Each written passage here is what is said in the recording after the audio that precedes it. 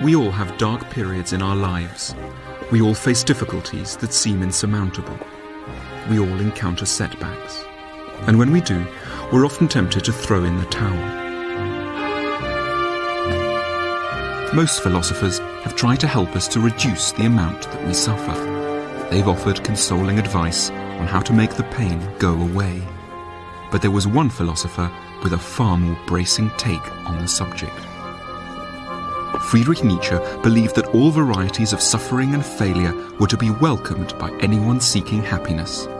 We should regard them as tough challenges to be overcome, in the same way as a climber might tackle a mountain. Almost alone among philosophers, he thought it was an advantage to have serious reversals in life. He wrote, "To those human beings who are of any concern to me, I wish suffering, desolation, sickness, ill-treatment, indignities, profound self-contempt, the torture of self-mistrust, and the wretchedness of the vanquished." And to understand what Nietzsche meant, it helps to scale one of his favourite mountains, Piz-Corvatsch, high in the Swiss Alps.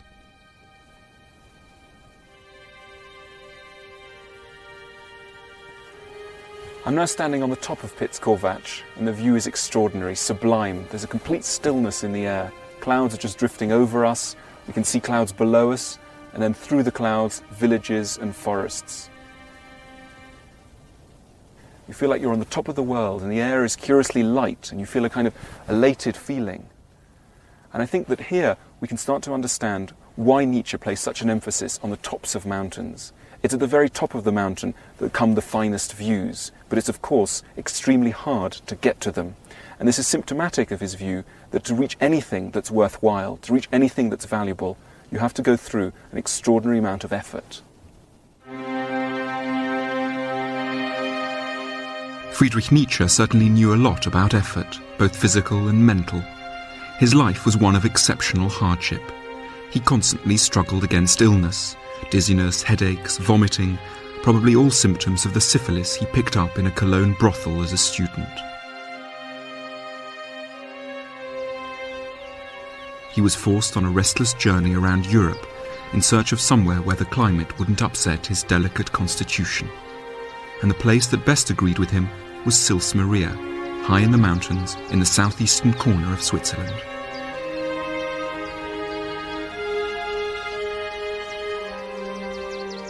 Nietzsche came here for the first time in June 1879 and immediately fell in love with the place.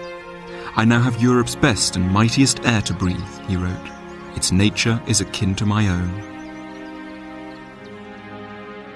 He spent 8 summers in Sils Maria, living in this barely furnished room rented from a farmer.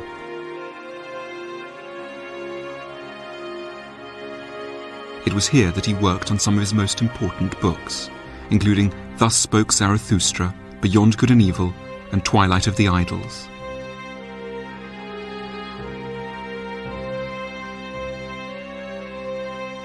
But his work enjoyed little success in his lifetime. Although he'd been made a professor by the age of 24, he was completely out of tune with his colleagues and was finally forced to retire at the age of 35.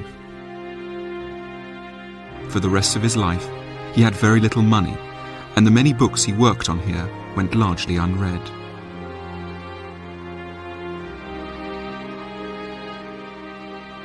He lived a life of routine. He would rise at 5 in the morning, write until midday, and then take walks up the huge peaks that necklace the village. But he didn't just live amongst the mountains for the air and the nice views. The landscape he saw around him spoke to his deepest sense of himself and his work. Philosophy, he declared, is a voluntary living in ice and high mountains.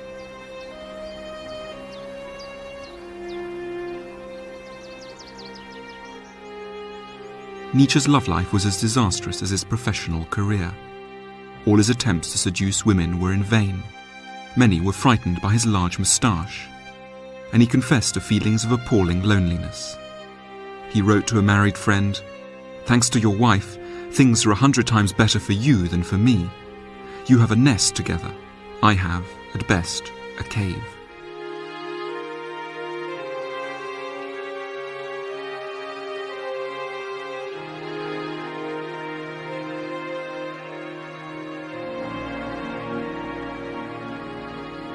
Nietzsche immersed himself in philosophy, but his working life was cruelly cut short.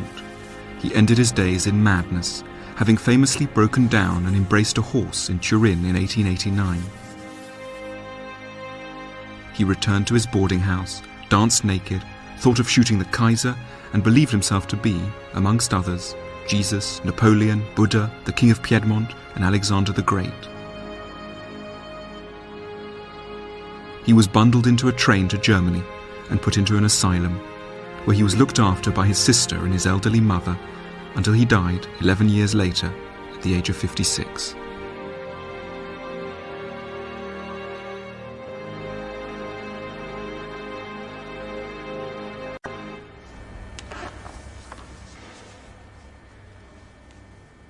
A key lesson that Nietzsche's life of hardship taught him was that any worthwhile achievement was born out of constant struggle and hard work. Though we sometimes suppose that success comes easily and naturally to some people, there was no such thing as a straight path to the top in Nietzsche's eyes. "Don't talk about giftedness or inborn talents," he wrote. "One can name all kinds of very great people who were not very gifted.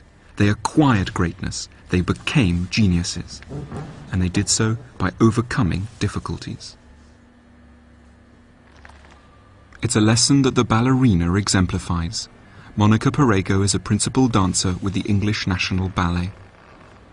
It takes a lot of work, also dedication. It's a job that you do for love, really.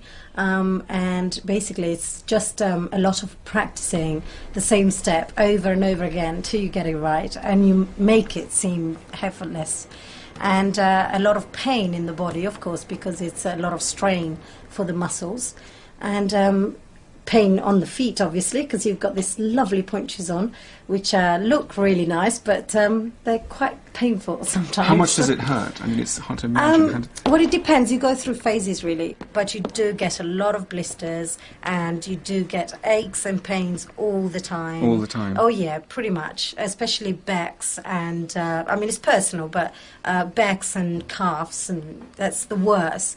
And, of course, blister on the toes, and, you know, yellow nails. They sound disgusting. What's a yellow nail? Well, basically bruised nails. Right, bruised toenails. So, yeah. And do they bleed as well? Do your feet ever bleed? Well, yeah, just with blisters. I had actually 2 toenails coming off as well. Goodness me. And for example, we were at the Royal Albert Hall in June, and I've been off sick for a while, and I had to come back and go straight into Swan Lake rehearsal. And so my feet weren't used to it. So I had about 10 blisters on my toes, and I had to perform, you know, with like blood and, you know, loads of paddings and try to not to feel the pain. But of course, you always feel it. Nietzsche said that without pain, without going through pain, there could never be any gain, and that anything that's worthwhile doing in life is going to take you through some awful things. Do you think that's right? It's right in our career, for sure. Definitely. Because it is so straining, but the satisfaction at the end of a performance or at the end of someone's career, it's so amazing that no aches and pain would, you know, take that amazement away from it. You know, the pain was worth it. Oh yes, definitely.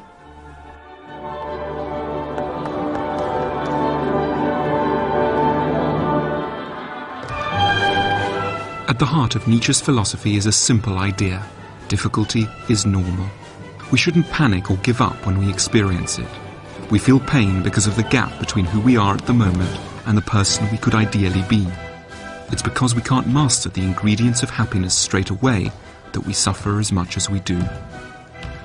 But Nietzsche didn't think it was enough just to suffer. If hardship was all it took in order to be fulfilled, then all of us would be happy. The challenge is to learn to respond well to suffering, perhaps to use it to create something beautiful. Friedrich Nietzsche was one of the few philosophers to speak of the virtues of hardship and failure. He thought that we could all potentially benefit from them. Paul Brown ran a drinks distribution company outside Manchester, which went bankrupt last year. He's now back in business, but the experience of failure changed his life for the better. As a person, do you think as you come in here every morning, do you think you're slightly different because you've had this experience? Yeah, I'm in earlier for a start. Yeah. But no, I don't let the little problems, I don't let them get on top of me. Yeah. You know, it's a little problem. You know, it'll go away. You don't take it into it's like massive, you know, like it's the end of the world. Yeah. You know, the end of the world happened, you know, a couple of months ago, and it failed, and suddenly there's a new world. So, well, it hasn't ended at all. So you don't think a problem is the end of the world, you know. So in a way, you don't panic as much because you think, well, I've been through the worst has happened, yeah, and I came through it. Yeah, yeah. You do, because you know it's not as bad. It really isn't as bad. You know, as what everyone makes out, you know. Yeah. Failing is horrible. I wouldn't like anyone to fail. But have the experience of failing. Have the feeling of the experience of failing, at least. You know, because that's horrible. But try not to fail, you know. But everyone fails, I suppose. Yeah. So. And yet, I don't know, I mean, I think it's something interesting that Nietzsche says, is that we slightly live in a culture where failure is not spoken of. It's like there are these failures and sort of that's just this freakish thing that happens to a few people and let's not talk about them. And then there's success. But somehow the two are not brought together, and I think what's quite interesting is to think in every life, even a good life, even a successful life, is going to involve some failure at some level. Not necessarily a huge level, but at some level. Well, how would you be able to judge your success if you haven't failed? Yeah? Paul's experience in many ways confirms Nietzsche's analysis of the benefits of failure.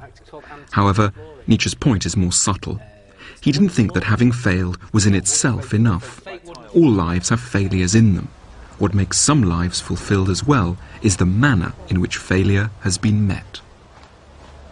It's a surprising fact about Nietzsche that for a time he wished to abandon the bookish life in favour of becoming a full-time gardener. The plan never really came off, but cultivating plants taught him an important lesson. Nietzsche thought that we should look at many of our problems like gardeners. Now, gardeners come across a lot of plants with very ugly roots. If we take this one, I think it's a particular monster. Look at that, fairly ugly. But what gardeners are able to do is to cultivate something that looks initially very ugly into something very beautiful. Look at this, rather stunning. And Nietzsche thought this was a kind of metaphor for what we should do in our own lives. That is, take situations that look initially very horrible, very dark, and grow out of them something beautiful. There's something very uplifting about Nietzsche's botanical view of our problems. Even our most negative, ugly, dark feelings can be cultivated to produce something fruitful, but it's entirely up to us to make this happen. Envy, for example, might just lead to bitterness, but could, if properly trained, spur us on to compete with a rival and produce something wonderful. Anxiety might make us panic, or it might blossom into an accurate analysis of what's wrong, and so to peace of mind. And that's why Nietzsche wished misfortune on his friends, because he believed that hardship was a necessary evil out of which, if these friends were skilled, they might be able to harvest beautiful things. Would you ever wish failure on your friends? No. The For some feeling reason. of failure, yeah. Feeling of failure? The feeling of failure. Why? Because the feeling of failure is horrible, and the feeling of making it again afterwards, just it puts it into context on how bad it feels to fail. You know, so the feeling afterwards is so much better. Have you ever been to Naples? No. No. Okay, well, Nietzsche went to Naples, and Nietzsche says, in order to get great happiness from life, in order to harvest great happiness, you've got to live dangerously, he says. And he advises you to build your homes on the slopes of Mount Vesuvius, which is a slightly reckless thing to do. Reckless, but it's a beautiful view. You see the sea, you get a wonderful view. And that's kind of his, his idea that life's a risky business, and no pain, no gain. True, yeah. You've got to take a chance at some point, I think. Because if you don't take a chance, then how will you ever know? I mean, the views could be absolutely fantastic, but if you say to yourself, if it erupts, the problem's a landslide, well, you'll never know if the views are that good. And the views could, make up for that risk, that danger. If Nietzsche gave some thought to what some good responses to problems might be, he also castigated what were, in his view, the disastrous ones. One of the worst was to head for the pub.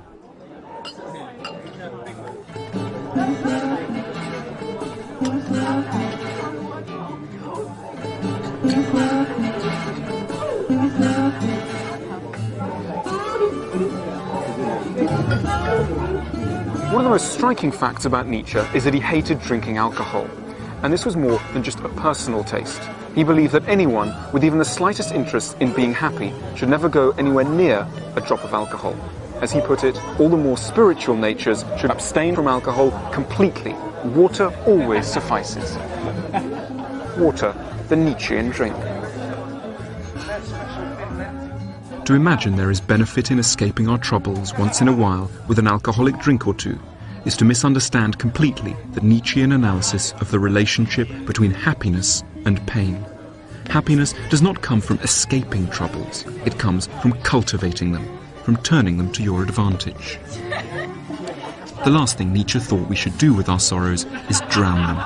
Our worries are vital clues, telling us what's wrong with our lives and pointing the way to our ultimate improvement.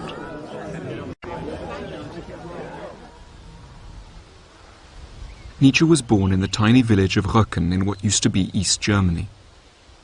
His father was the parson, his deeply devout mother was herself the daughter of a parson. The philosopher adored his father and must have been deeply shocked when he died suddenly when Nietzsche was only 4 years old. The loss was to haunt him throughout his life.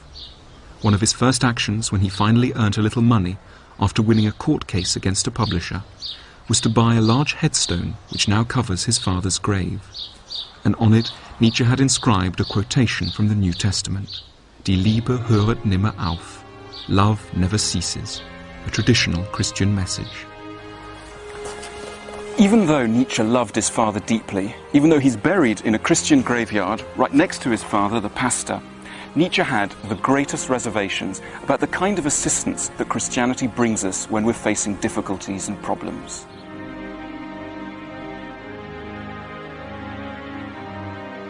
It's striking to visit the house where Nietzsche was born, right under the shadow of the Lutheran church where his father preached, completely unchanged since he lived here.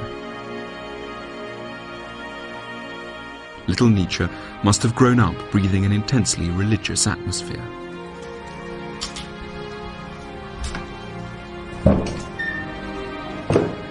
So it's very surprising to read the philosopher and find out what he had to say as an adult about his parents' religion. One does well to put gloves on when reading the New Testament. In the entire New Testament, there is only one solitary figure one is obliged to respect. Pilate, the Roman governor. And, quite simply, it's indecent to be a Christian today. Nietzsche was rather against Christianity for the same reasons as he was against getting very drunk. In the short term, going to hear a service in a Christian church may make you feel quite good in the same way as getting very drunk may make you feel quite good. But in the long term, Christianity, in Nietzsche's eyes, dulls pain. And in this way, it also dulls the energy that pain can give us to overcome problems and so reach real happiness. There are undeniably certain differences between a pub and a church. But Nietzsche insisted that there were great similarities between the consolation available in both places. It seemed to him that the New Testament tried to make us feel better by saying that many things we thought of as problems are not in fact problems at all, but rather assets. To anyone worried about being too timid, the New Testament advises, "Blessed are the meek, for they will inherit the earth." To anyone worried about not having any friends, the New Testament says, "Blessed are you when men hate you, when they exclude you and insult you." And to anyone who worries about not having enough money and who envies those who do, the New Testament has these soothing words. It's easier for a camel to go through the eye of a needle than for a rich man to enter the kingdom of God. Nietzsche took such words to be catastrophic. Like alcohol, Christian counsel might dull pain, but it will also weaken the resolve to overcome the problem from which the pain has arisen. So how would Nietzsche have preferred Christians to behave when faced with difficulties? Chiefly by not pretending that they didn't want the things that were difficult to get. Nietzsche had a host of difficulties. He was poor and sick and lonely. but he never behaved in the way that he had accused Christians of behaving. That is, he never declared that health and wealth and love were bad. He accepted that he didn't have them, partly by choice, partly by circumstance. But he did not deny his wishes. He did not deny his pain. And so it perhaps comes as no surprise to find in the parish records of his burial here in Röcken that the church authorities have written, beside his name, the words, "A known Antichrist."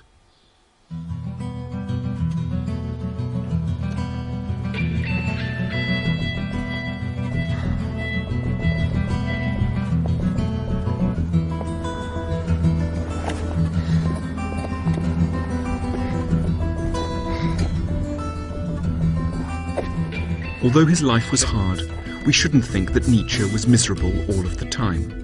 On the contrary, he often talked about fulfillment, particularly when he was here in the mountains. But when he does talk about fulfillment, he's thinking of something richer than the sort of cosy well-being we might imagine.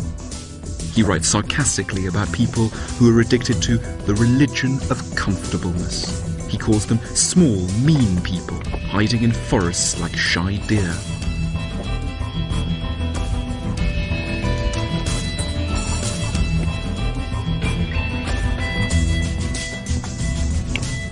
But those of us who dare to climb up above the tree line will see the views and breathe the air. It's then that we'll understand the benefits of abandoning comfort for true fulfillment. As Nietzsche famously said, "That which does not kill me makes me stronger."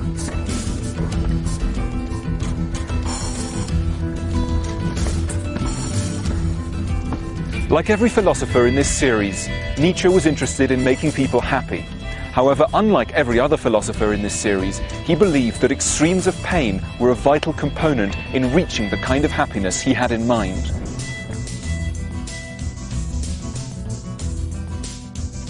Not everything which makes us suffer is necessarily bad for us. Not everything which makes us feel good is necessarily actually good for us.